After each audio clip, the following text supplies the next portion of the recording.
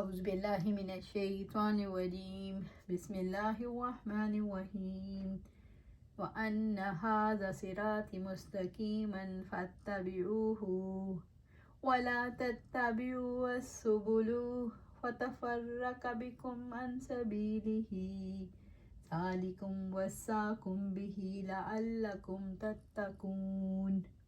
اور بلا شبہ یہی میرا راستہ ہے جو سیدھا ہے، چنانچہ تم اس کی پیروی کرو اور دیگر راستوں کی پیروی نہ کرو کہ وہ تمہیں اللہ تعالیٰ کے راستے سے جدا کر دیں گے۔ یہ ہے جس کا اللہ تعالیٰ نے تمہیں تاکیدی حکم دیا ہے تاکہ تم بچ جاؤ۔ سورۃ الانعام آیا 153۔ یعنی یہ اور اس قسم کے دیگر احکام جن کو اللہ تعالیٰ نے اپنے بندوں کے لیے اپنی کتاب میں بیان کر دیا ہے۔ وَأَنَّ هَذَا صِرَاطِي مُسْتَقِيمًا، اللہ تعالیٰ کا سیدھا راستہ ہے جو معتدل، آسان اور نہایت مختصر ہے، اور اللہ تعالیٰ اور اس کے اکرام و تکریم کی منزل تک پہنچاتا ہے۔ وَأَنَّ هَذَا، اور بلا شبہ یہی، یعنی یہ قرآن مجید جس کی طرف اور جس کے ساتھ میں تمہیں بلاتا ہوں، اس چیز کی طرف جو تمہیں زندگی عطا کرنے والی ہے، صراطی، میرا راستہ جس پر میں چلتا ہوں، یعنی اللہ تعالیٰ کی مرضی اور دنیا اور آخرت کی سعادت ہے، مستقیمہ یعنی جو سیدھا ہے، حق سے کجی اختیار کرنے والا نہیں۔ جابر سے رضی اللہ تعالیٰ عنہ سے مروی ہے کہ آپ صلی اللہ علیہ وسلم کے پاس بیٹھے ہوئے تھے تو آپ صلی اللہ علیہ وسلم نے اپنے سامنے ایک سیدھی لکیر کھینچی اور فرمایا یہ شیطانی راہیں، اور بیچ کی لکیر پر انگلی رکھ کر اس آیت کی تلاوت فرمائی۔ ابن مسعود رضی اللہ تعالیٰ عنہ سے کسی نے پوچھا صراط مستقیم کیا ہے؟ آپ نے فرمایا جس پر ہم سے اپنے نبی صلی اللہ علیہ وسلم کو چھوڑا اسی کا دوسرا سرا جنت میں جا ملتا ہے۔ اس کے دائیں بائیں بہت سی اور راہیں ہیں جن پر لوگ چل رہے ہیں اور دوسروں کو بھی اپنی طرف بلا رہے ہیں، جو ان راہوں میں سے کسی راہ پر نکل گئے وہ جہنم میں پہنچا۔ پھر آپ نے اسی آیت کی تلاوت فرمائی، فَاتَّبِعُوهُ، چنانچہ تم اس کی پیروی کرو، اس کی پیروی کرو یعنی اس راستے پر چلو تاکہ تم کامیابی اور حقیقی خوشیاں حاصل کر سکو۔ وَلَا تَتَّبِعُوا السُّبُلَ، یعنی ان راستوں پر نہ چلو جن سے اللہ تعالیٰ نے روکا ہے، اپنے رب کی مخالفت نہ کرو۔ فَتَفَرَّقَ بِكُمْ عَنْ سَبِيلِهِ، وہ تمہیں اللہ تعالیٰ کے راستے سے جدا کر دیں گے، وہ تمہیں بھٹکا کر اللہ تعالیٰ کی نافرمانی کے راستے پر ڈال دیں گے اور تم صراط مستقیم سے ہٹ کر جہنم کے راستے پر چلنے لگو گے۔ عن سبیلہ سے مراد اللہ تعالیٰ کا سیدھا راستہ دین اسلام ہے۔ اللہ تعالیٰ نے صراط مستقیم کو واحد کر کے اپنی فطرت کی طرف مضاف کیا۔ اس سے مراد یہ ہے ایک ہی راستہ ہے جو اللہ تعالیٰ تک پہنچتا ہے۔ متفرق راستوں پر چلنے سے کیا مراد ہے؟ اللہ تعالیٰ کے احکامات میں شک و شبہ نکالنا، ان پر کوئی شک کرنا، یہ دراصل متفرق راستوں میں بھٹکنا ہے جو کبھی انسان کو اللہ تعالیٰ تک نہیں پہنچاتے۔ اللہ تعالیٰ کے سیدھے راستے یعنی اسلام پر چل کر انسان کیسا انسان بن جاتا ہے؟ سیدھے راستے پر چل کر انسان متقی بن جاتا ہے۔ تقویٰ ہی انسان کے اللہ تعالیٰ کے راستے کی طرف لے جاتا ہے اور اسی پر چلاتا ہے۔ ذالکم وصاکم بہ لعلکم تتقون، یہ ہے جس کا اللہ تعالیٰ نے تمہیں تاکیدی حکم دیا ہے تاکہ تم بچ جاؤ۔ اللہ تعالیٰ نے تمہیں تاکیدی حکم دیا ہے جب تم اس کے احکامات کا علم حاصل کرو گے، اس پر عمل کرو گے تو متقی بن جاؤ گے۔ اللہ تعالیٰ نے وصیت کی ہے تاکہ تم کافروں کے راستے اور گمراہی سے بچ جاؤ۔ ثم آتینا موسیٰ الکتاب تماما علی الذی احسن وتفصیلا لکل شیء وہدی ورحمۃ لعلہم بلقاء ربہم یؤمنون۔ سورۃ الانعام آیا 154۔ پھر ہم نے موسیٰ علیہ السلام کو کتاب دی، ہر اس شخص کے لیے نعمت کی تکمیل تھی جو نیکی کی روش اپنائے، اور ہر حکم کی تفصیل تھی اور ہر ہدایت اور رحمت تھی تاکہ وہ اپنے رب کی ملاقات پر ایمان لے آئیں۔ سورۃ الانعام آیا 154۔ ثم آتینا موسیٰ الکتاب، پھر ہم نے موسیٰ علیہ السلام کو کتاب دی۔ اللہ تعالیٰ نے فرمایا کہ اس نے موسیٰ علیہ السلام کو کتاب یعنی تورات عطا فرمائی۔ موسیٰ علیہ السلام کو جو کتاب دی گئی اس کو اللہ تعالیٰ نے کس اعتبار سے مفید قرار دیا؟ بھلائی کی روش اختیار کرنے والوں کے لیے نعمت کی تکمیل ہے، ہر ضروری چیز کی تفصیل ہے، سراسر ہدایت اور رحمت ہے۔ کتاب اس لیے نازل کی گئی تاکہ لوگ اپنے رب کی ملاقات پر یقین کریں۔ تماماً علی الذی احسن، ہر اس شخص کے لیے نعمت کی تکمیل تھی جو نیکی کی روش اپنائے۔ تماماً یعنی اپنے احسان اور نعمت کی تکمیل کے لیے، علی الذی احسن اس کے لیے جو نیک کام کریں۔ دوسری نعمتوں کے ساتھ کتاب کی بڑی نعمت کے مل جانے پر اس نعمت کی تکمیل بھی ہو گئی جس پر شکر ادا کرنا واجب ہے۔ اس کتاب میں وہ تمام ضروری امور موجود ہیں جن کی قوم موسیٰ کو ضرورت تھی۔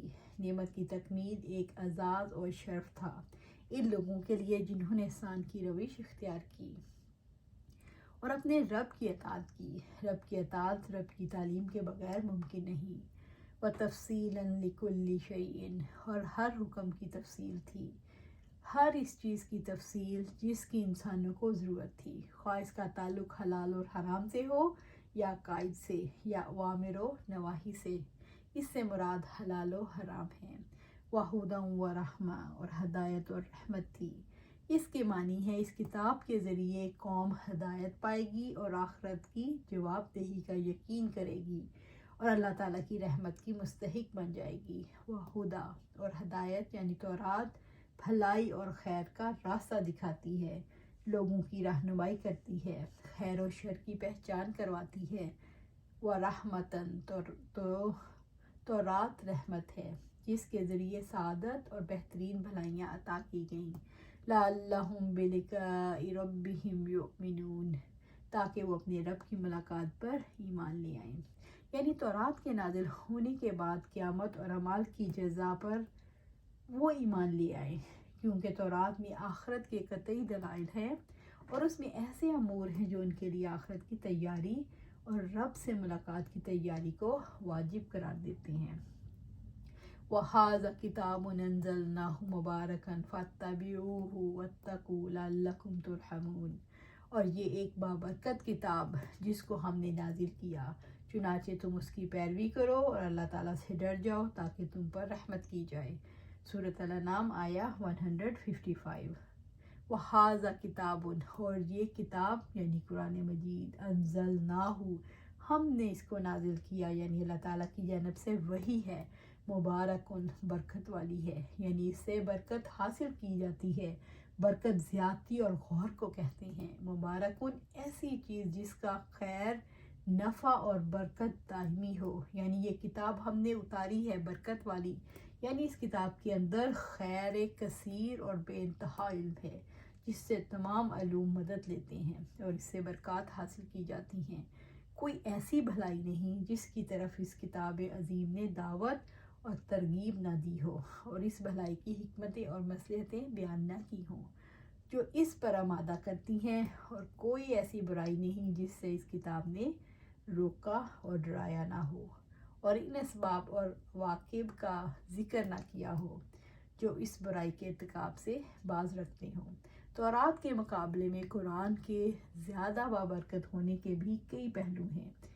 ایک یہ کہ تورات صرف ایک قوم یعنی بنی اسرائیل کی ہدایت کے لیے نازل ہوئی تھی، جبکہ قرآن سب لوگوں کے لیے ہے، تمام اقوام عالم سے مخاطب ہے۔ دوسرا یہ کہ تورات ایک مخصوص زمانے کے لیے تھی، جبکہ قرآن قیامت تک کے لیے ہے۔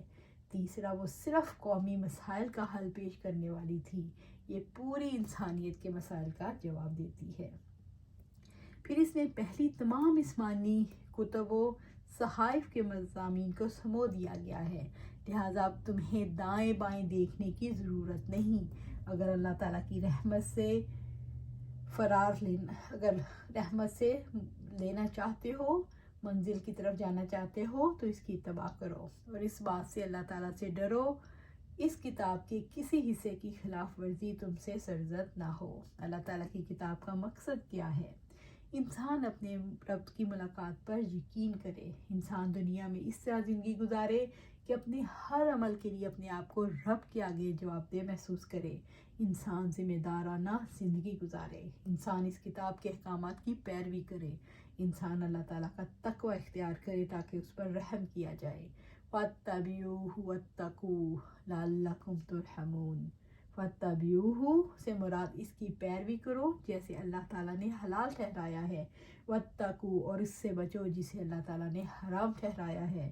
اس سے مراد ہے اوامر و نواہی اور احکامات میں سے جو کچھ اس میں ہے اس پر عمل کرو. اللہ تعالیٰ نے اپنے بندوں کو حکم دیا ہے کہ قرآن حکیم میں جو کچھ عقائد و عبادات اور شریعت اور احکامات ہیں اس کی پیروی کریں. بے شک جو اس کی پیروی کرے گا دونوں زندگیوں کی سعادت اور کمال تک پہنچے گا. یعنی اس کے اوامر و نواہی ان سب کی اتباع کرو اور اس پر اپنے اصول و فروع کی بنیاد رکھو. واتقوا اور کسی بھی امر میں اللہ تعالیٰ کی مخالفت کرنے سے ڈرو. لعلکم ترحمون تاکہ تم پر رحمت کی جائے. اگر تم قرآن حکیم کی اتباع کرو گے تو شاید آپ پر رحم کیا جائے. اللہ تعالیٰ کی رحمت کو حاصل کرنے کا سب سے بڑا ذریعہ قرآن مجید کا علم حاصل کرنا اور اس کی پیروی کرنا ہے. تو اللہ سبحانہ تعالیٰ سے دعا ہے کہ قرآن کو ہمارے لیے شفا اور رحمت بنا دے اور ہمیں سیدھے راستے کی ہدایت دے دے. اللہ سبحانہ تعالیٰ ہمیں قرآن و سنت پر عمل کرنے کی توفیق عطا فرما. صراط مستقیم پر چلا دے پھر اس پر استقامت عطا فرما دے. ہمیں ہاتھ پکڑ کے لے چل اور ہمیں سیدھا جنت تک پہنچا دے. ہمیں ادھر ادھر نہ بھٹکے ادھر ادھر سلپ نہ ہو. اللہ سبحانہ تعالیٰ ہمیں سیدھا راستہ دکھا اور ہم سیدھا جنت تک جا پہنچے. آمین یا رب العالمین.